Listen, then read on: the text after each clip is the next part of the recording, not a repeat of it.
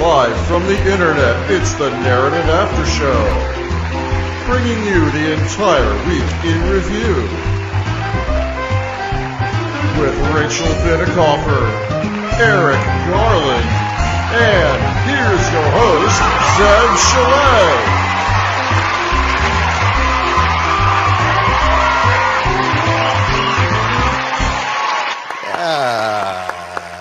Welcome, everybody. Welcome to the show. It's so good to be with you tonight on a Friday night. It's the after show, best part of the week, because we get to talk about everything that happened and let it all disappear as we get ready for the weekend.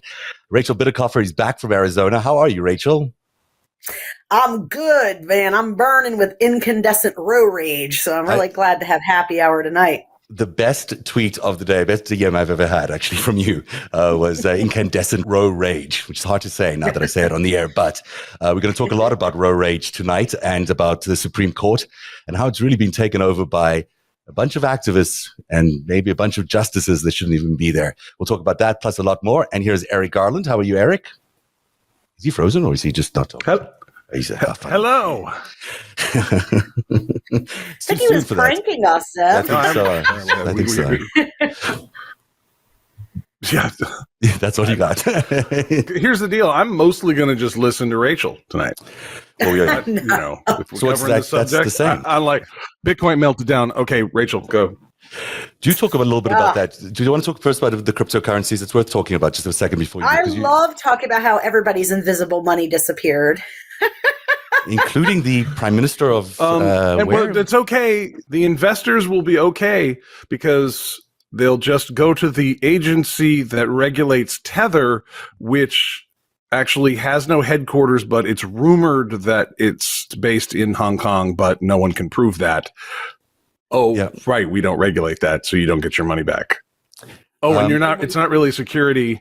So it's like you made a loan to these Bitcoin exchanges, these crypto exchanges. It's like you made them a loan and you're an unsecured debtor in the event of a bankruptcy. Got all this dorky stuff. It's like, why are these non-hipsters, these people who don't have even the good taste to live in San Francisco in a $6,000 studio apartment, like, why do all us DC dorks keep bringing up this big drag down FDIC, SEC, FTC, Treasury stuff?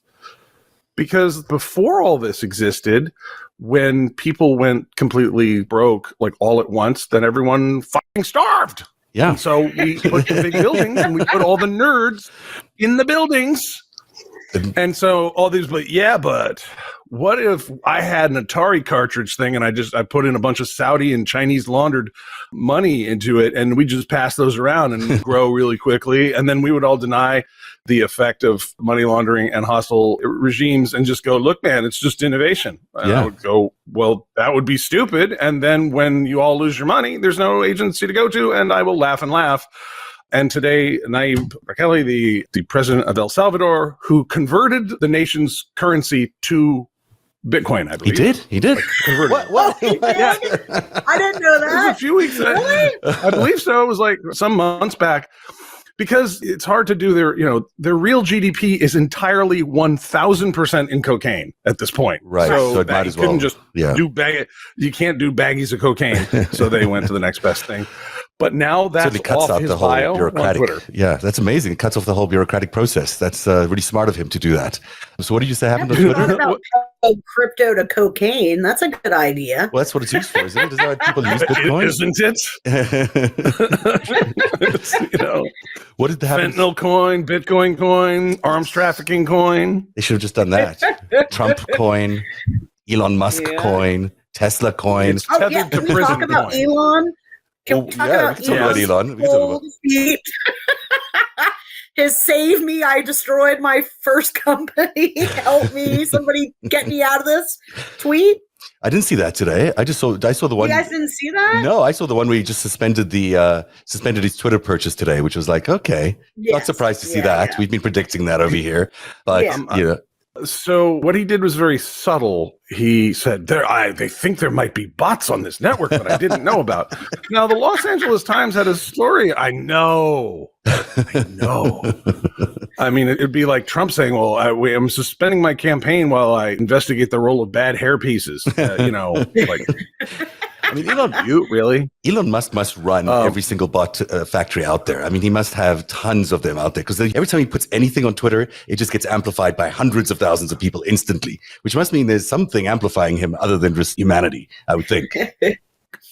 No, I don't imagine that there's he's got like Yang fanatics, there's like these fucked up crypto boy, libertarian dotards who are Chinese botnets. Yes, yeah, this guy's like the fucking god because he can land an X backwards, a rocket on an X, Chinese botnets. So do you think he was revealing that more than 5% of Twitter users are Chinese botnets? Because he seemed to be, in a backwards way, admitting that 5% of Twitter was actually bots.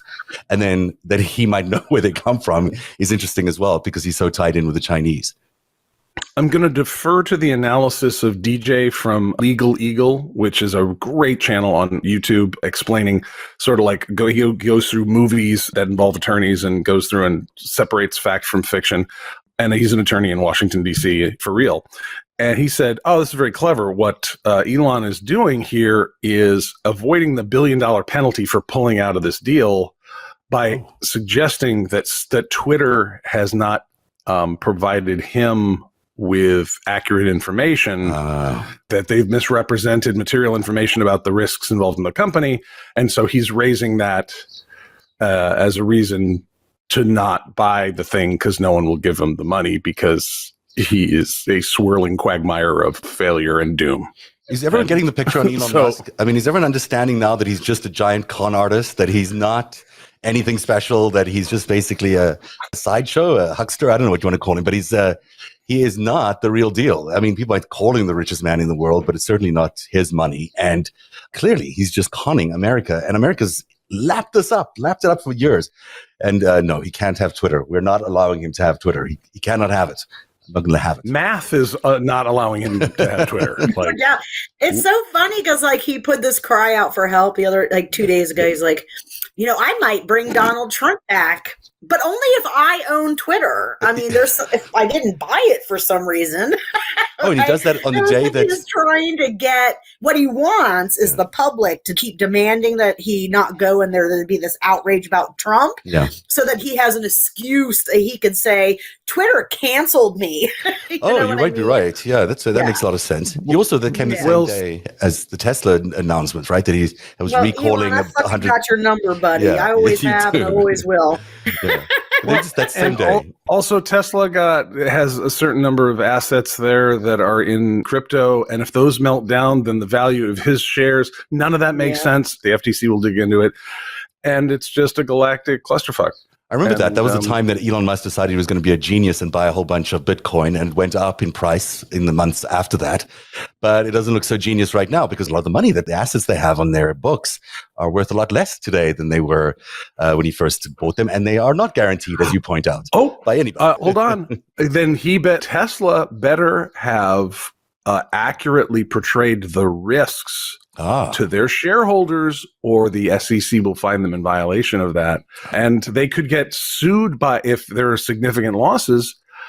Tesla shareholders could sue them for breach of fiduciary responsibility. They could.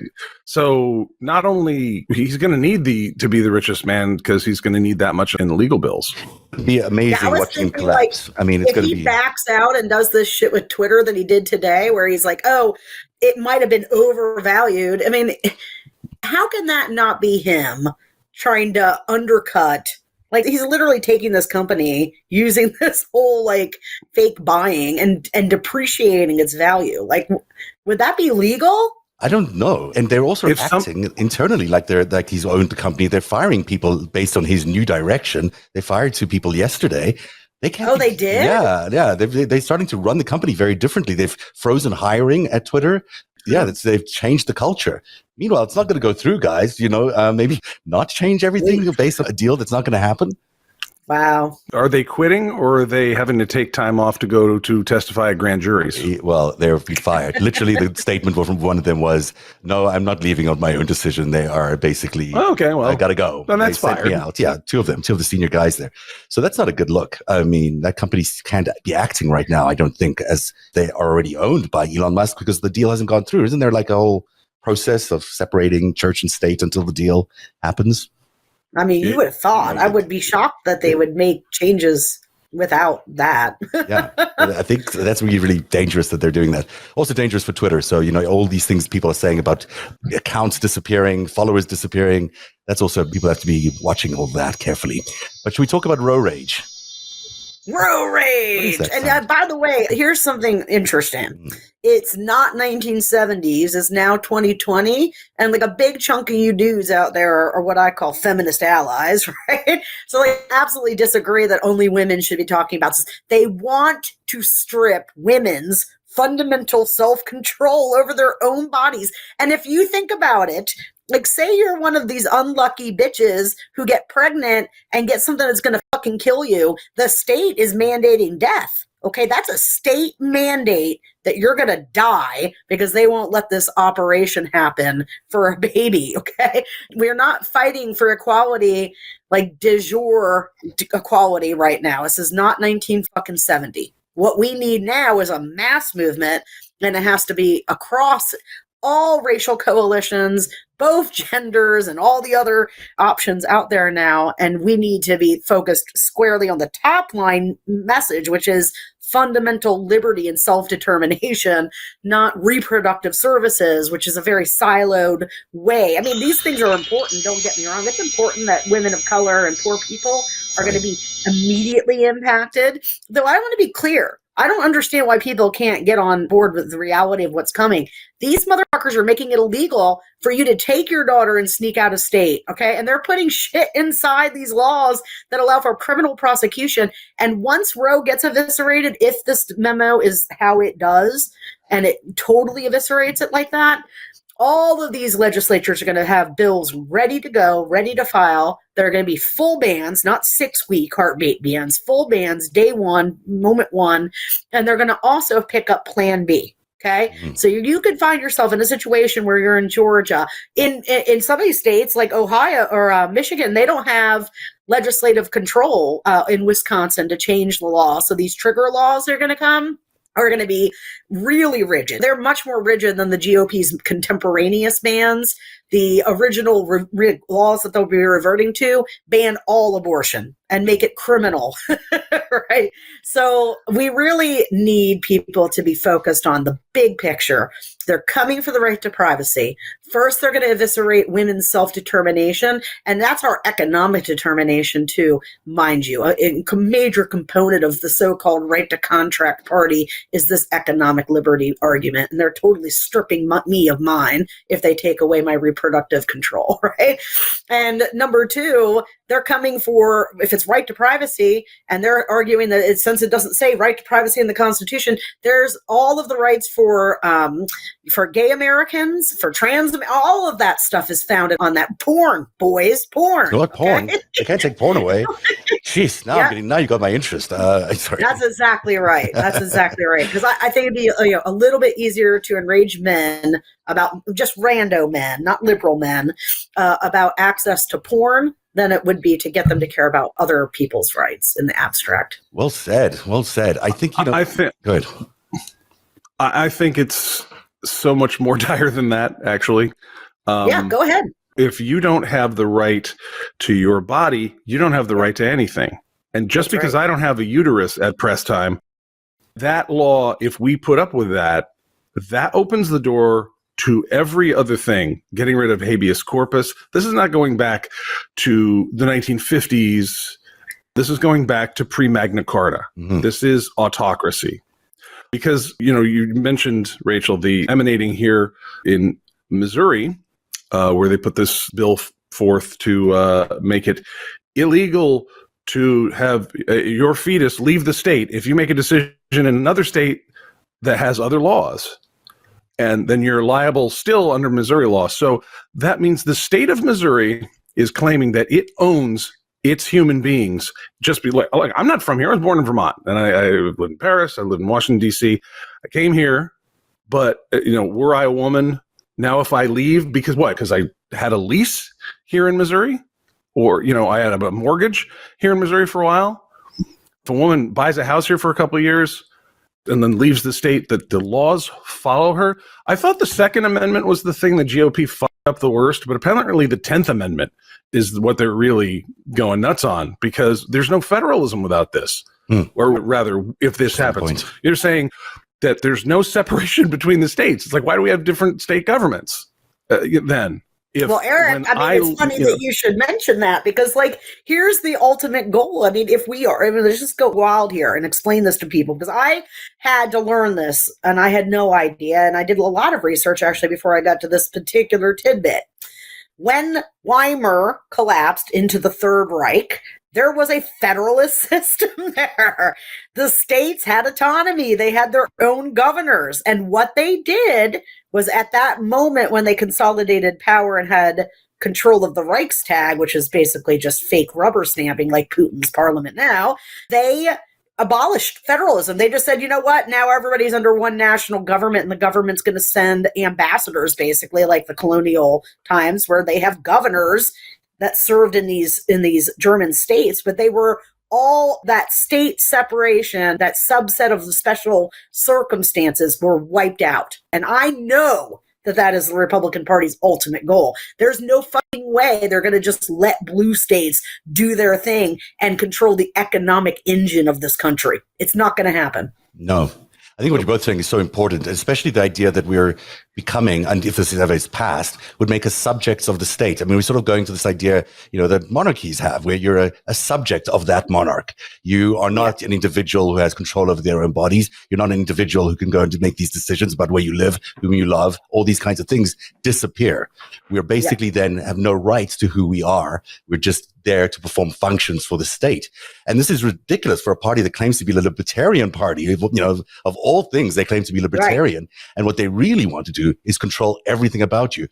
Especially, we talk about abortion, we're also talking about the government in your bedroom, which is the most frightening thing for America. That's never been part of who we are. And the government in your bloodstream. Yeah, yes.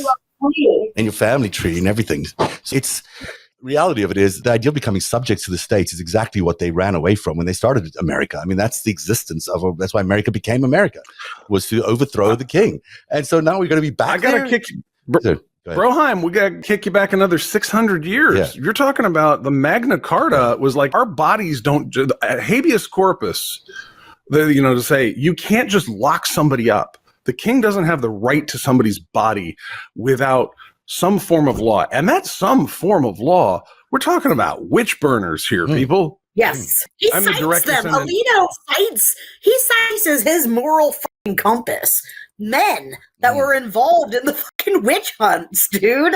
Like, this memo is so astounding. If you haven't read the 90-something pages of it, I didn't get through the 90, but I read some of it. Yeah, it's probably kind of frightening. It's a weird language as well. The way he's phrasing things, it's so aggressive, and so it's almost like the last 50 years didn't happen. It's kind of bizarre. Oh, it is. Yeah. It is meant. No, it's not just that it's almost like the last 50 years didn't happen. What it's attempting to do is legally wipe it away, like literally legally eviscerate 50 years of jurisprudence. And I would argue probably more, because what this court's ultimate goal is, I think, is to reverse Lochner, right? That's the big decision that pisses them off. What's Lochner again? Sorry, I forget. Lochner is when the right to contract, which was like the defining paradigm of our entire system for many years, was right of contract. This idea that employers and employees enter into a contract. Obviously, it's a one-sided contract. And that economic liberty is like the guiding, most important principle of human development. And they use that to squash unions and all of the labor reforms like child welfare and stuff like that. So like we get this paradigm shift in the New Deal when the economy collapsed and everyone was starving to death, as we just talked about. That's when the court starts to say, you know what, there is power here for the individual and there's more than economic concerns, right? And that's where you start to see the second era of the court, or third era. I think it was the third era of the court. First era is judicial review, right? Second era is the right of contract. And then the third era is individual liberty. And that really starts up in the 1940s. And none of these forces that are driving this are actually American forces. I mean, they're not originally American forces. We're talking about the church. We're talking about the Catholic Church. We're talking about the Kochs, who are, made a lot of their money out of Russia, which we'll emphasize in just a little bit. There's these entire Leo campaign and where it gets its funding from. the Federalist Society and how we got these three justices on the Supreme Court is ridiculous. These three people should not be standing there, and they should not be determining such important things about American life. On the other side of this break, we're going to go into great detail about Anthony Kennedy, the justice you don't see here, but who was asked to retire by Donald Trump, a campaign to ask that justice to retire so Justice Gorsuch could be placed in his place. We'll be right back, and then we'll cover that story. Hey everybody, it's Zev Shalev here. It's becoming more and more expensive to buy groceries. And if you, like me, are trying to get all the nutrients and vitamins you need while still balancing your budget, it's become nearly impossible to get all the nutrients you need from food alone, especially on a budget. That's why I did the 30-day Athletic Greens Challenge in April. The plan was simple. Take the AG1 supplement throughout April and track any increases in energy levels, overall well-being, and vitality. And if my immune system felt boosted. I did it throughout April, and I have to say, I feel terrific every day taking it. I still take it every day after the 30-day challenge was over. And the biggest fear that people have about green drinks is the taste. And I have to tell you that even taking it daily, drinking this drink every day, the drink tastes great every time. It's refreshing and tastes a little bit like a tropical drink. AG1 is engineered to provide all the right nutrients at just the right time. Whether you want increased energy or improved muscle recovery, they've got it covered. And because they care about your wallets too, AG1 will only cost you around $3 a day. To make it easy for you, Athletic Greens is also going to give you a free 1-year supply of immune-supporting vitamin D and 5 free travel packs with your first purchase. All you have to do is visit athleticgreens.com/narrative. Again, that's athleticgreens.com/narrative. That's the way we spell narrative, NARATIV, to take ownership of your health and pick up the ultimate daily nutritional insurance. And remember to go visit that site if you want all those free goodies attached to your order. That's athleticgreens.com/narrative, NARATIV. Hey, everybody. Now we're back live. Hey, everybody. Very serious voice there. I was obviously a newsy day. So let's talk a little bit about, who should we talk about first? Should we talk about Kennedy or should we talk about Thomas? Because let's talk about Kennedy. This is the moment I want to refer to because no one really paid that much attention to it, although it was certainly noteworthy. This is Trump. I don't know why Kennedy. I was there for Kavanaugh's being sworn in. So he's being sworn in, and Kennedy says something, and then Trump says something to Kennedy. There's no sound here, but you see the shock on his face, and then they move away. No one knows what to say. He looks unhappy. He looks really unhappy. I've never seen that. It's a really important piece of video because the Trumps had a bit of a campaign to get Kennedy off the bench. It wasn't just that he decided to retire. He was pushed out of the bench by the Donald Trump family. And here's how we know that. So this comes from Vanity Fair. Trump systematically nominated 3 of Kennedy's former clerks for plum judicial posts, while he criticized other, more conservative members of the court. He lavished praise on Kennedy, despite the fact that the justice has been pillared by the right for his votes on social issues. And he cultivated a relationship with Justice Kennedy's son, Justin, who worked closely with the Trump organization in his role as Deutsche Bank, as the global head of real estate capital markets, according to the Times. The overtures continued outside the White House. Ivanka Trump reportedly took Kennedy to lunch shortly after the inauguration and brought her daughter, Arabella Kushner, to the Supreme Court to hear oral arguments as a special guest of Kennedy shortly after. Republican Senator Chuck Grassley, who served as chairman of the Senate Judiciary Committee, went on conservative commentator Hugh Hewitt's radio show last month to implore the court's aging judges, if you're thinking of quitting this year, do it yesterday.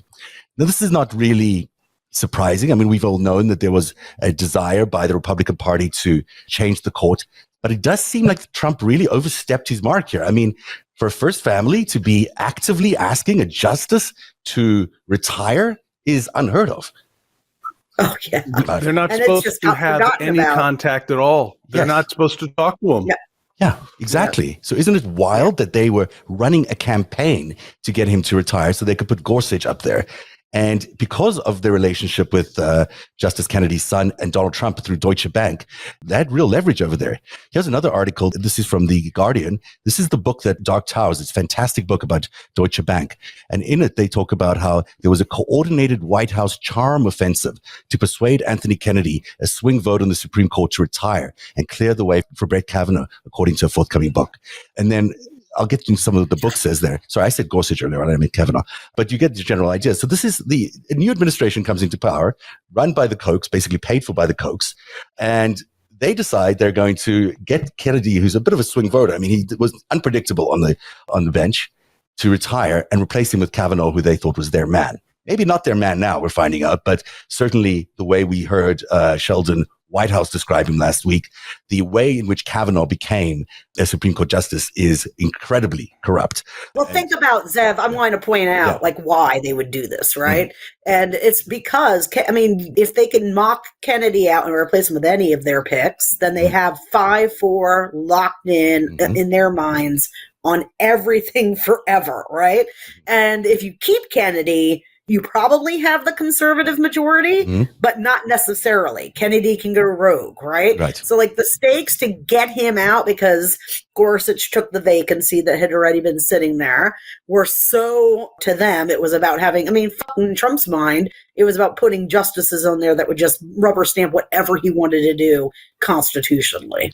Yeah, or the Leonard Leo Federalist Foundation, backed by the Kochs, this is a 50-year operation to try and win the court, and they have stacked it with people that are completely ideologically unaligned with America. Completely. Yeah, and like for the rest of them, that was the motive, right? To get to this moment where they could eviscerate Roe and come after the right to privacy and eviscerate gay rights and other things, right? Birthright citizenship. That was the golden goose for all of them. But for Trump, and the reason you see the Trump family, little crime cartel, all band together on this mission, it's legal buffer for them. Personally, not about ideology, about them personally. And they felt like they needed that fifth vote to keep them out of jail or whatever, you know?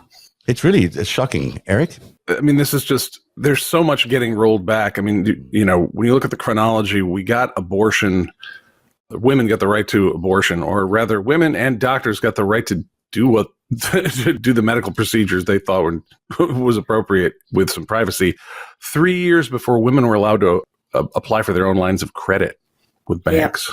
What? I didn't know that. That's interesting. I used to tell my students this. I used to be like, I'd walk them through history, basic like civil liberty history, actually, when I did those chapters, civil rights and liberties.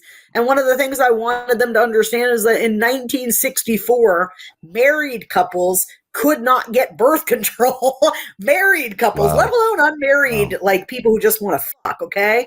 Married people could not get birth control, and they had to sue, set up a whole case like Rosa Parks on the bus and sue, and that's that Griswold case that people have been talking about. Prior to that, as Eric just pointed out, women did not have the power to get their own lines of credit without a husband co-signing. It was like the late 70s, I thought, when they finally got that. Right, Eric? I think you're right. Right? Yeah. It was like, when was Roe 73 and the banking was 76? It's insanely, So how long have they been planning this? I was born in 77, dude. They started soon after, if you believe Sheldon Whitehouse, it's right after the Roe versus Wade was passed, the 72, 73. They started planning it. And it was a few years of secret planning. And then, they basically started stacking the courts. And the whole process, the whole Federalist Society, the whole confirmation process became stacked. I believe it was also, I think it was the 70s as well. There was the Rome Statute of the International Criminal Court. I think it's Article 7 that makes forced pregnancy a crime against humanity that is prosecutable at The Hague. The United States did not sign on to that statute. We're one of the few holdouts, I believe. And you've had a whole generation grow up with Roe versus Wade. 50 years, it's the way American life has been known. We're talking about taking us back to our parents' existence. It's sort of like it's a whole other paradigm that we are, not ready for and cannot really do. And that's why it's Zev, respectfully, I disagree. It is not just back to 1960. Yeah, you're right. It's back to before the Magna Carta, where you had some recourse against a king. This was a few rich warlords were going to own all of our bodies, all of our labor, and all of us, everything we do. These people, okay. You know what? I think this has been a century plus long temper tantrum against Teddy Roosevelt and FDR, who betrayed their class. Like if you go all the way back to 1850, you still got slavery. You start to have the labor movement in the, post-Civil War era. And then, by Teddy, who was rich enough, he didn't have to care. In 1905, he's like, no, we're doing antitrust. We're getting Food and Drug Act. Going to work shouldn't kill you.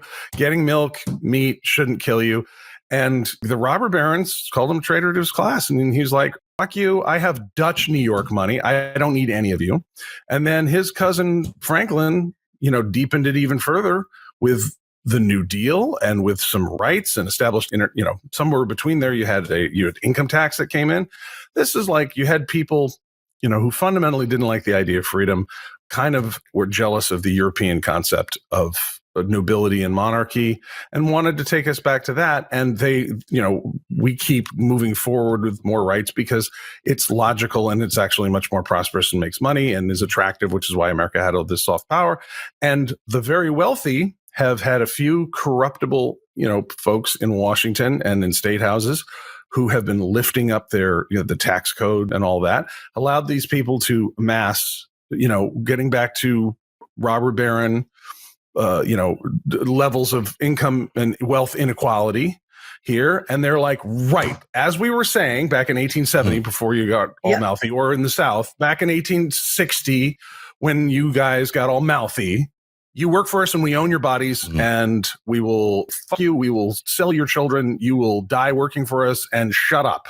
Yep. That's where we're at. Now the three of us, we're like, but what if we didn't, What if we don't? The fight here. What if we don't? I mean, this really is the exact fight between democracy and autocracy that we're having. And I don't think people understand that it's about our personal liberties as much as it needs to be framed around that, because it doesn't get discussed that way. Yeah, I mean, that's what I'm saying. Like, this is all of us. It's not about women and abortion or contraceptives. It's about self, as Eric, and I think Eric's tapping into like what I think is why the messaging is more powerful at the macro focus too, is to this like a lot of conservatives or like moderate conservative people care very deeply. I mean, individual autonomy is like the fundamental fucking basis of natural rights, right? Yeah, exactly. Like if you don't have control over your vessel, there is no natural right, right? You have to be able to do that. And like that is the argument we should be having. Should women be sentenced to die because they're pregnant and in a state where the state's saying, no, you must die for this unborn baby? I don't think so, dude. Like, I think that's terrifying. I think the idea that the state owns my body because I have a uterus, and people, like my tongue-in-cheek tweet went viral about, I should change my vagina into an AR-15 because then it will still have fundamental rights, right? Like that, I mean, but it's not wrong. Like, if I cannot control my own body, I am half the citizen that my two co-hosts are. Yeah. Period.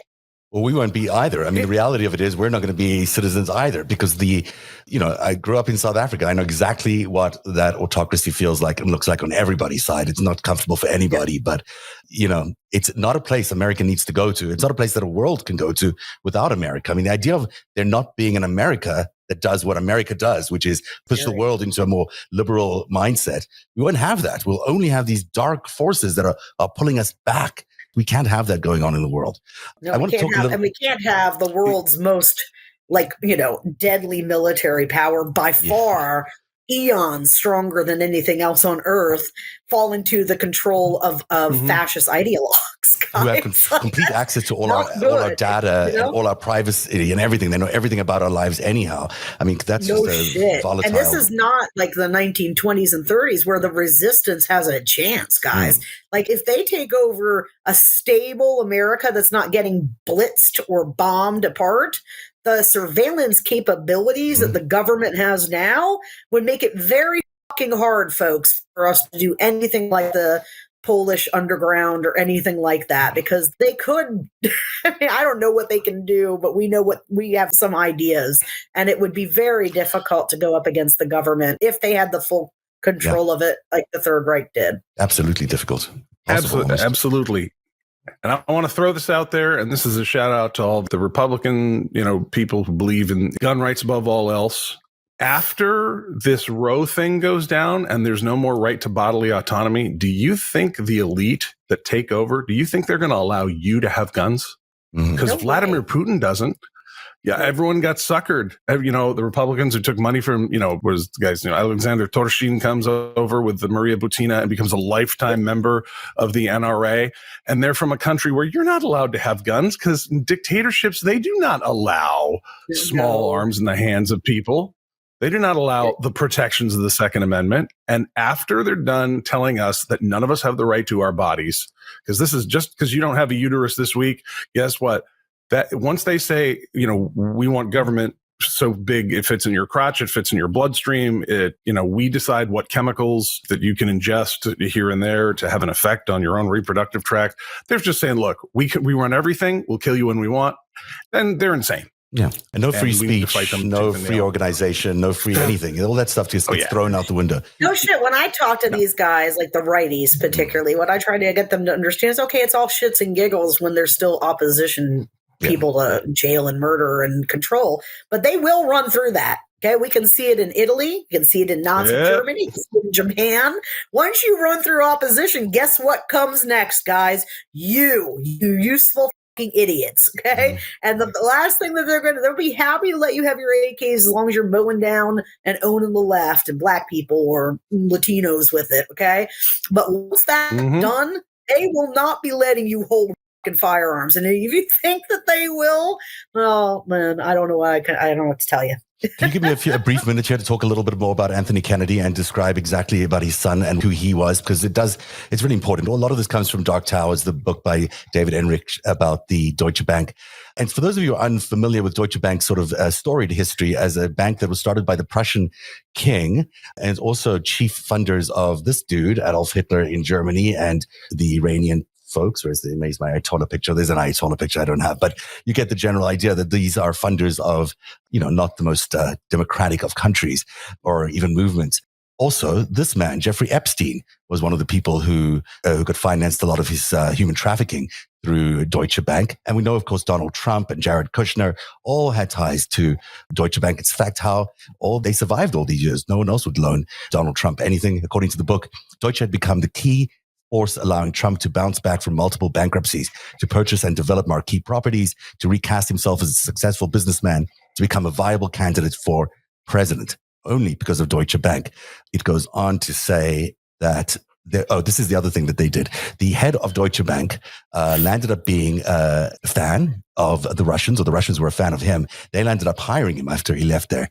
But he also extended $1 billion credit to Vladimir Putin, which is how a lot of the money laundering that happened from Russia that led up to where we are today happened. It's because it went through Deutsche Bank. The good relationship extended to helping wealthy Russians launder money into the United States, a crucial service since few American banks were willing to accept the legal risks. Interesting to note that these two people, the former chancellor of Germany, Merkel, and Putin were friends for 20 years. And she remains still quite close to him. And Ackerman, who was the previous chancellor, whose name I forget. What was his name? He went to work for Putin as well. So there's a close relationship between the Russian autocratic movements and Deutsche Bank that leads us all the way to where we want to get to now, which is, by the way, it was $80 billion that was laundered through Deutsche Bank. But then comes along Justin Kennedy. Justin Kennedy was the managing director and global head of real estate capital markets. He was one of Mr. Trump's most trusted associates over a 12-year spell at Deutsche, according to the Financial Times. It goes on to say that Justin's father was Anthony Kennedy, who had joined the Supreme Court in 1988. That opened lots of doors for Justin. Skiing in Aspen, the young Kennedy would mingle with billionaires and wannabe billionaires, men like Donald Trump.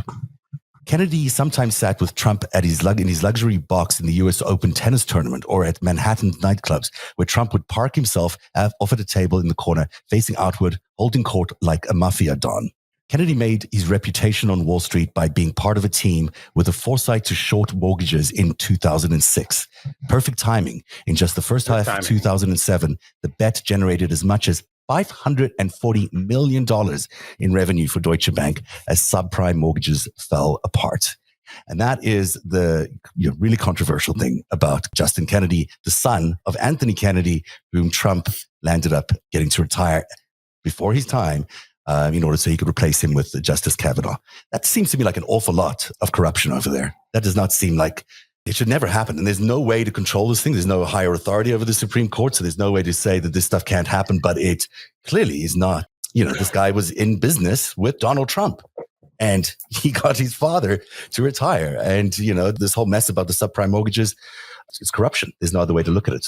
Yeah, I mean, when you think about that and you think about the context of like all the pardoning, all those pardon corruption scandals, I mean, each one in and of itself is as monumental as this scandal that you're describing, which is just one of like at least 100 things, right? The hotel in Scotland and he's been charging the Secret Service to travel with him to his own resorts, right? Like normally you don't pay when you stay with the president in his house, you don't pay him rent. Okay. like if you're going to want to go to your hotel and resort and bring the Secret Service, the idea that you wouldn't comp them the rooms. So like taxpayers have, there's so much. It's so frustrating. And I always wonder like what it must look like to people who are like us in the UK or France or Italy or wherever. Like they have the same problems. They have the same issues in the UK. I mean, this is not something that's unique to America. Yeah, but they do. There's a different. They have the Russian takeover there, basically of their institutions, including their Supreme Court. It's a very scary global thing that's happening. But this is how they do it. They use a lot of money. And they must have thought about this for a long time because they were funding Donald Trump at a time when no one else would fund him, which means they had a plan for him. And they had a plan with Justin Kennedy. And this is, how great is it that you employ the justice's son so you can corrupt him, corrupt the family, and then be able to move him along. I mean, that's very mobby Russian style, autocracy, but that's exactly what we've been doing. Well, that's exactly what we have here. Yeah. I mean, we have a Saddam Hussein, Uday and Qusay regime. Yeah, absolutely. Yeah. Absolutely. I mean, there's nothing American about the Donald Trump administration. Nothing at all. Nothing. Then we move into Ginny.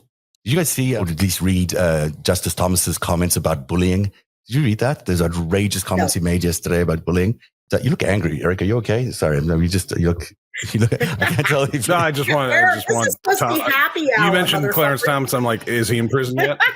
Well, why isn't he in prison? We're going to have to start getting Eric drunk before.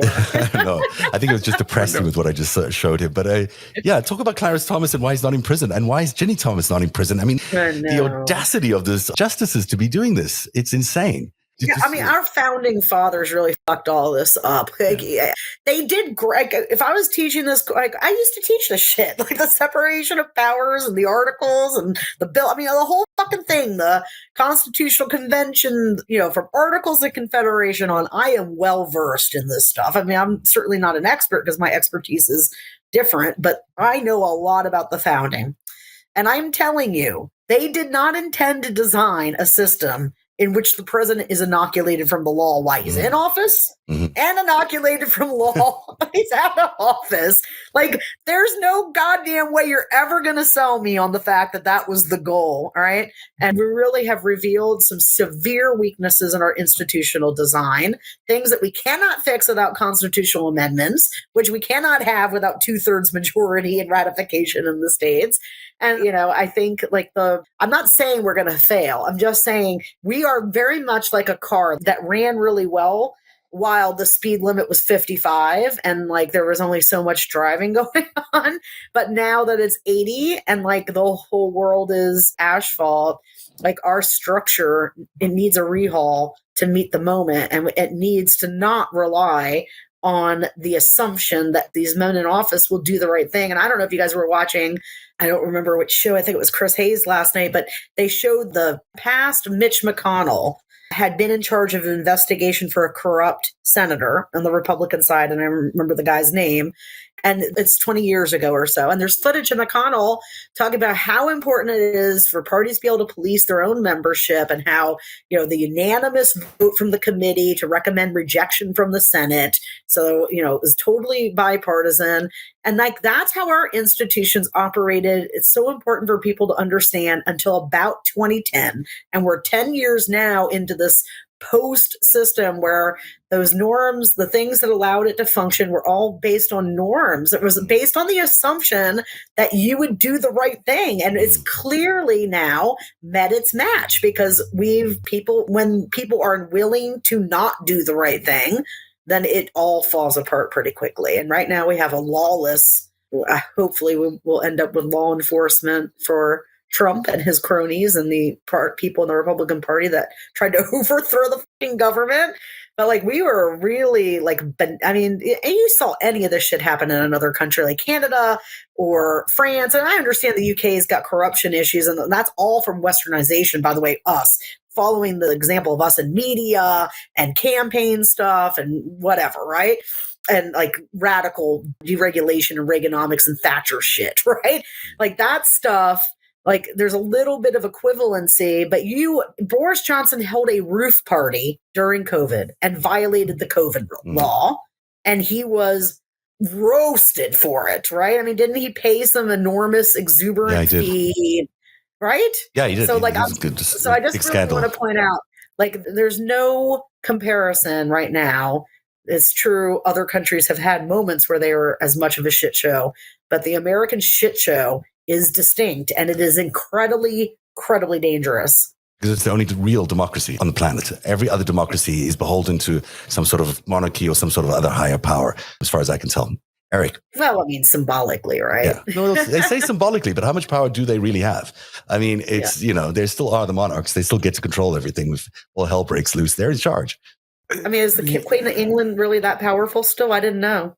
It's up for debate. I think she's a huge landowner, and her children are running around trafficking kids and trafficking arms and doing offshore money laundering and not getting away with it. So yeah, they're pretty powerful. I mean, yeah, but they can't run. It's hard to. I mean, in terms of being able to take the levers of control of the country. I think they can. I mean, not America, because America's a really independent country, but it's the only one that really is a democracy in its own. Everything else. Well, then I would tell my UK audience this, okay? Yeah. These constitutional weaknesses, these things that are falling apart on us right now, should have been identifiable. Certainly after Richard Nixon, and we failed to identify them. And if it's true that the King of England is restrained from seizing control and returning Britain to a monarchy because of his own desire, you might want to go and codify some safeguards in there. The king, the new king, when he's ascending, it will be he's a very different monarch. He's got very clear ideas about how he wants the world to be. He wants, he's all about sustainable economies, but in order to be sustainable, he believes in a lot of deconstruction of existing economies. He's not a non-interferer in government. There's a whole scandal in the UK about the number of letters he's been writing to ministers over the years, demanding certain policies. He sold, passports and other things to the Saudis, to the UAE. There's a lot of, King Charles is not Queen Elizabeth. There'll be a very different tenure in the United Kingdom. People should actually think about codifying the protections they have there, because I don't think they'll last quite as long as they think they will. Eric, cheer us up. Say something, buddy. Say something. I mean, we're talking about the end. This is centered around Roe, which I think is the barn door that lets autocracy out. It's hard to be too chipper there until this is all sewed up. Yeah, but we can. We got to know why this was. What was the push for this? Because all these wealthy people, they don't pay for abortions for their mistresses and their daughters. Come on now. Oh, they do. That's not what it's about. No. It is about, it's not about liberal versus conservative. It's about the end of the rule of law and, us becoming serfs again. Yeah. That's why some of these guys got so, chummy with various monarchies and the Russians and whatnot, is shared values. And they have come. It's not done yet. I mean, I'm in Missouri. They just closed out the legislative session, and, they want to spend most of the time talking about a handful of trans children in sports and school because they don't want to talk about money laundering, and they don't want to talk about shutting down, child abuse center, private schools, and child trafficking and the rest of it. Or that their next senator is a, corrupt sexual abuser who extorts women. The next one. Yeah. What about that? I mean, there's the current ones are foreign agents. I mean, we're not done yet, but, there's a lot coming up. There's little things like, we just filled out a quorum in the FTC so we can take apart some big companies if we gotta. There's the Jan 6 stuff coming up. Fight's not over. Oh, the fight's not over at all. I think, not at all. It's just getting started. And guys, here's the thing. Like, if that fucking decision comes out, anything like this memo, okay? Like it can be softer, but still like do this, what this memo does to the right to privacy. It is going to be a tidal wave. And the moment that happens, the politics that have favored them for the last 50 years flips in an instant, okay? Because the life situation becomes women who are forced to die because they have an ectopic pregnancy where they can't get abortion to get cancer treatment. And those people are going to make the news, and it is going to be a total shit show for them. So, and I'll say one other thing. And I know Amy Coney Barrett's a big fan of the show, so she's definitely watching it. She should definitely watch that Handmaid's show, because one of the most important through lines of that show is that the woman that brought down the fall of women's self-autonomy over their own bodies ended up getting her own fucking finger chopped off in the end. Oh, I've got so much on Amy Coney Barrett I want to talk to you about. But can I just cheer us up with a little bit of Hakeem Jeffries? You'll enjoy this. This is from Wednesday. If Justice Thomas really wants to deal with bullying in America, or this problem of people supposedly unwilling to accept outcomes that they don't like, I've got some advice for Justice Thomas. Start in your own home. Have a conversation with Jeannie Thomas. She refused to accept the legitimacy of the 2020 presidential election. Why? Because she didn't like the outcome. And so instead, she tried to steal the election, overthrow the United States government, and install a tyrant. That's bullying. That's being unwilling to accept an outcome because you don't like the results, because the former twice impeached so-called president of the United States of America lost legitimately to Joe Biden. How did she respond? Instead, she said the Bidens should face a military tribunal in Guantanamo Bay on trumped-up charges of sedition. You've got to be kidding me. And lastly, let me ask this question of Brother Thomas. Why are you such a hater? Hate on civil rights, hate on women's rights, hate on reproductive rights, hate on voting rights, hate on marital rights, hate on equal protection under the law, hate on liberty and justice for all, hate on free and fair elections. Why are you such a hater? And you think you can get away with it, escape public scrutiny? Because you think that shamelessness is your superpower? Mr. Chairman, a point of order. Here's a news flash straight from the House Judiciary Committee. Point of order. Truth thrust to the ground will rise again, and truth will be your kryptonite. I don't know what happened He's to... doing it again. Yeah, he was good. It's a good speech. He has a good No, speech. I mean, here's like, you know what that is too, Zev, that he just did there? He did the old pivot and attack, right? The entire time he was talking was focused on, Ginny Thomas and Justice Thomas and the Republican Party and the crazy shit, and reminding people about how crazy it is because they wanted to get Mojo Biden. Yeah, right? Like that's what we need to do every time we talk. We need to talk about Republicans. We need to talk about what the modern Republican Party is doing, and just what a shit show people are facing if they take power again. Absolutely. I mean, I think this is a great rallying point, and I think America will rally. And as usual, I think we're going to survive this and win this. But it is a very terrifying position we're in. And I think people have to understand that. And we have to keep reminding people of how risky this position is. But I also, my whole point behind the show tonight is that this particular justice judge, this bench, the SCOTUS bench, is really corrupt. Like, it's really corrupt. They should not be there. These people should by not have design. They should be disbanded. They stole the Supreme Court. Yes, like that. They should not be standing. They should not be on the bench. The whole court should be disbanded. They should reconstitute it because it's just corrupt. Yeah, you can't do what they did. You can't do what they did. We've always had listen, the loss of the judicial filibuster, which McConnell nuked, okay? McConnell nuked the judicial filibuster so they could get Gorsuch, Kavanaugh, and Coney Barrett through. Yeah. Because they could not have received 60 votes. And, for all the years prior to 2017, you needed, well, not all of them, but, in the modern era, you needed 60 votes. And that meant you could get somebody who was a liberal, but they couldn't be very liberal. And you could get somebody who was a conservative, and they had to at least pretend Thomas is kind of the outlier. The more common outcome was a Day O'Connor, a Kennedy, right? And now we're going to have nothing but ideologues. And I'll be honest with you, it's incredibly, incredibly bad.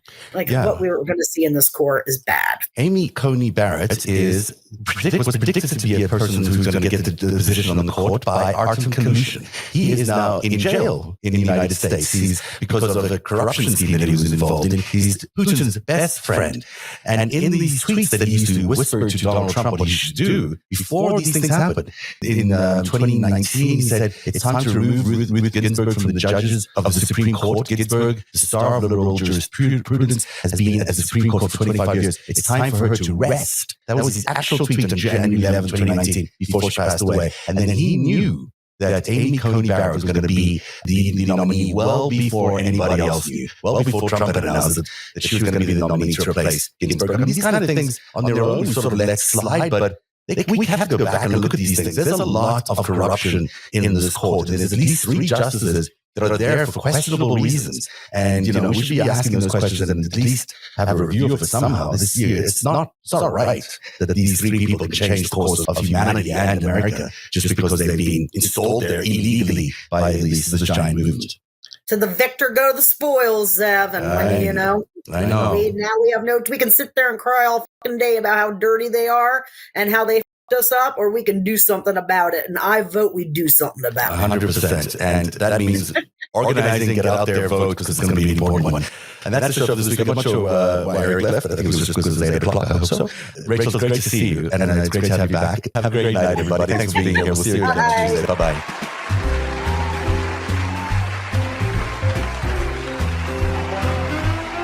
Narrative is made possible by viewers like you. You too can support our independent journalism by going to www.patreon.com/narrative.